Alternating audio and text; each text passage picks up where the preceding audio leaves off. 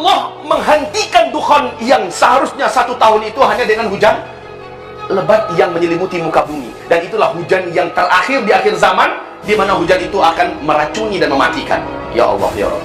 Mana Nabi mengatakan nanti di akhir zaman akan terjadi banyak hujan meteor dan penenggelaman negeri-negeri, kota-kota, dan perubahan bentuk. Sahabat bertanya, "Wa mata dzaka ya Rasulullah?" Ya Rasulullah, kapankah itu akan terjadi? Serem amat. Banyak negeri-negeri, kota-kota yang tenggelam, sementara banyak rupa dan wajah berubah menjadi serem. Lalu hujan meteor terus datang. Matadak ya Rasulullah, kapan itu akan terjadi ya Rasul? Nabi menjawab, idza zaharatil qainat wal ma'azif wasyuribatil khumur. Itu akan terjadi kalau umatku sudah melakukan 3 perkara ini.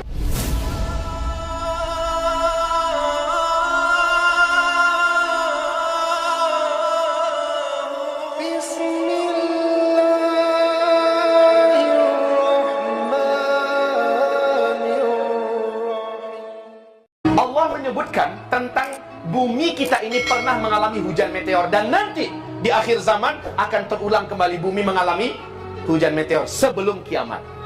Meteor itu Pak, kecepatan lajunya di ruang angkasa, 1 meteor kecepatan lajunya di ruang angkasa 120.000 km per jam. Kecepatan lajunya. Kecepatan yang seperti itu, kalau menghantam atmosfer bumi kita, terdengar bunyi dentuman. Kalau dia besar, maka dentumannya semakin besar. Lah meteor ini, wahai hamba-hamba Allah, mempunyai daya ledak yang berbeda-beda, tergantung berapa besar dan kecilnya. Garis diameter 1 meteor, kalau seandainya 2 km saja garis diameternya, kekuatan ledakannya sama dengan 1 juta kali lipat bom nuklir. 1 juta bunda, 1 juta, bukan 2-3 kali lipat, bukan 10-20 kali lipat, 1 juta kali lipat bom nuklir yang pernah meledak di Nagasaki, Hiroshima. Coba, bom nuklir yang meledak di Hiroshima saja contohnya, itu kan nggak tepat jatuh di ibu kota, tapi jatuhnya di lembah Pak. Cuma 1 ibu kota habis, betul tidak? Kemudian 50.000 manusia langsung menguap menjadi karbon. Padahal 1 meteor, 1 bom nuklir. Lah ini 1 meteor yang garis diameternya 2 km saja menimbulkan kekuatan ledakan 1 juta kali lipat bom nuklir. Kata siapa? Kata pakar astronomi dunia yang senior bernama Michel Peng. Beliau mengatakan ketika meteor ini menghantam atmosfer bumi kita yang garis diameternya 2 km ini, saat menghantam atmosfer, terdengarlah bunyi dentuman yang besar di langit. Boom. Ya. Boom. Maka dia merangsek masuk. Dia pun terbakar bagian kulitnya dan mengeluarkan asap yang sangat tebal. Bagian kulit yang terbakar ini satu persatu lepas. Ya, satu persatu lepas. Yang lepas ini meluncur ke bumi. Dia menjadi hujan meteor kecil. Yang kecil-kecil ini bisa menembus bukit, bisa menembus gedung. Ya, dia seperti bom sendiri yang sangat menakutkan. Jumlahnya banyak. Sementara yang besarnya, yang besar yang intinya, ini terus merangsek masuk. Bapak Ibu, ketika yang besar ini menghantam laut dengan kekuatan ledakan 1 juta kali lipat bom nuklir, tsunami setinggi apa kira-kira yang terjadi? Ketika dia jatuh ke laut, langsung Pak, patung Liberty jadi kecil. Ombaknya itu setinggi ini. Seluruh kota-kota dan gedung-gedung besar itu kayak karton mainan, digulung oleh ombak tsunami yang begitu kuat. Padahal meteornya masih kecil. Bagaimana dengan garis kilometernya 2 km yang menimbulkan kekuatan ledakan sama dengan 1 juta kali lipat bom nuklir? Maka tsunami yang dihasilkannya adalah 230 meter tingginya. Tapi kalau jatuhnya di kutub utara, kutub selatan, lah di kutub itu ada gunung es abadi kan? Hah? Kalau jatuhnya dengan kekuatan ledakan begitu besar, hasilnya gimana? Meleleh nggak itu gunung? Meleleh. Saat dia meleleh, yang terjadi adalah air laut naik ke permukaan setinggi 7 meter. Maka kota-kota besar dunia yang dibangun di tepi pantai, sementara kotanya itu rendah, kira-kira 2-3 meter, 5 meter, habislah. Apalagi Jakarta. Ini salah satu rahasia kenapa Nabi menganjurkan di akhir zaman kita mengambil tempat-tempat tinggal di perbukitan, mengambil tempat-tempat tinggal yang jauh dari tengah-tengah kota, apalagi tepi laut. Nabi mengatakan di akhir zaman akan banyak terjadi penenggelaman. Peluang terjadinya dukhon sesuai betul sudah kalau meteornya jatuh ke daratan. Betul tidak? Kalau jatuhnya ke daratan, boom, terus masuk jatuh ke daratan. Saat jatuh ke daratan, titik tempat dia jatuh, radius 100 sampai 200 km, semua makhluk hidup langsung menguap menjadi karbon. Seluruh makhluk hidup langsung menguap menjadi karbon, saking dahsyatnya ledakan ini. Kemudian bumi mengalami lengkungan yang dalam. Lengkungan bumi yang dalam tersebut membumbung ke udara menjadi partikel-partikel yang sangat halus, lagi tebal dan panas.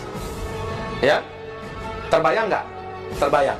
Sekarang Bapak Ibu, gelombang kejut dari ledakan meteor yang begitu hebat dan dahsyat menimbulkan kecepatan laju 800 km per jam. Kebayang? Kebayang? Torpedo berapa kecepatannya? Angin puting beliung berapa kecepatannya? Masih kalah oleh kecepatan gelombang kejut dari ledakan tersebut. Maka partikel-partikel yang tadi gelap membumbung di udara dengan segera diratakan oleh gelombang kejut ini ke seluruh muka bumi. Terjadilah dukhan 40 hari 40 malam, kata Rasulullah Sallallahu Alaihi Wasallam. Tolong baca hadis Nabi. Di akhir zaman, kata Nabi, hujan akan turun dari langit dan membawa petaka. Dia akan menjadi asam dan sangat berbahaya, beracun bagi makhluk hidup. Awas, waktu bom Hiroshima meledak, terjadi nggak hujan setelah itu? Hujan itu oleh penduduk yang masih hidup berusaha membuka mulutnya, ya kan? Ternyata yang jatuh adalah sangat asam, ya, dan ini membahayakan, beracun dan mematikan. Allah menghentikan dukhan yang seharusnya 1 tahun itu hanya dengan hujan lebat yang menyelimuti muka bumi. Dan itulah hujan yang terakhir di akhir zaman, di mana hujan itu akan meracuni dan mematikan. Ya Allah, ya Allah. 40 hari gelap. Dalam gelap itu kita merosok-rosok, meraba-raba, ya. Dalam kegelapan, dibuka mata-mata perih, dihirup udara terasa tidak ada yang dapat dikonsumsi. Ya Allah, panas. Baik Bapak Ibu yang kami muliakan, sekarang dukhan tadi, kalau nggak jatuh di kutub utara, tapi dia panas kan? Sampai nggak ke kutub utara nanti? Sampai juga nggak ke kutub selatan? Otomatis kutub ini meleleh kah? Iya, air laut naik. Disinilah dia fungsi di mana Nabi mengatakan nanti di akhir zaman akan terjadi banyak hujan meteor dan penenggelaman negeri-negeri, kota-kota, dan perubahan bentuk. Sahabat bertanya, wa mata dzaka ya Rasulullah? Ya Rasulullah, kapankah itu akan terjadi? Serem amat. Banyak negeri-negeri, kota-kota yang tenggelam, sementara banyak rupa dan wajah berubah menjadi serem. Lalu hujan meteor terus datang. Mata dzak ya Rasulullah, kapan itu akan terjadi ya Rasul? Nabi menjawab, idza zaharatil qaina wal ma'azif wasyuribatil khumur. Itu akan terjadi kalau umatku sudah melakukan 3 perkara ini. Kalau umatku sudah melakukan 3 perkara ini, maka itu akan terjadi. Pertama, kata Nabi, idza zaharatil qaina, apabila penyanyi-penyanyi wanita sudah bermunculan di tengah umatku di mana-mana. Penyanyi-penyanyi wanita sudah goyang dangdut di tengah panggung. Diundang kemana-mana penyanyi wanita. Ada acara talent, get talent. Ada acara idol, ada acara ini. Ya, penyanyi wanita bermunculan di tengah umatku di mana-mana. Ini tanda-tanda meteor akan menghantam bumi. Kedua, wal ma'azif. Apabila musik, apabila alat-alat musik sudah menyebar di tengah umatku di mana-mana, disenangi oleh umat. Yang ketiga, wasyuribatil khumur. Apabila minuman khamar, minuman memabukkan, dan barang-barang memabukkan sudah beredar dan banyak didapatkan oleh umatku di mana-mana. Dalam proyek reklamasi kemarin ini, tiang-tiang yang didatangkan dari Cina, apa yang isi di dalamnya? La ilaha illallah. Untuk 7 turunan bisa dihancurkan dengan jumlah yang banyak dimasukkan ke Indonesia. Belum lagi yang selama ini beredar. Yang berada selama ini saja sudah memusingkan kita. Ini dikatakan oleh Panglima TNI kita, betapa ke depan ini, masa depan bangsa ini sudah diambang kehancuran. Bukan hanya pecah, tercabik-cabik, tersayat-sayat menjadi keping-keping halus, tetapi bangsanya juga sudah dirusak. Beredar di mana-mana. Itu pertanda 3 petaka tadi akan terjadi.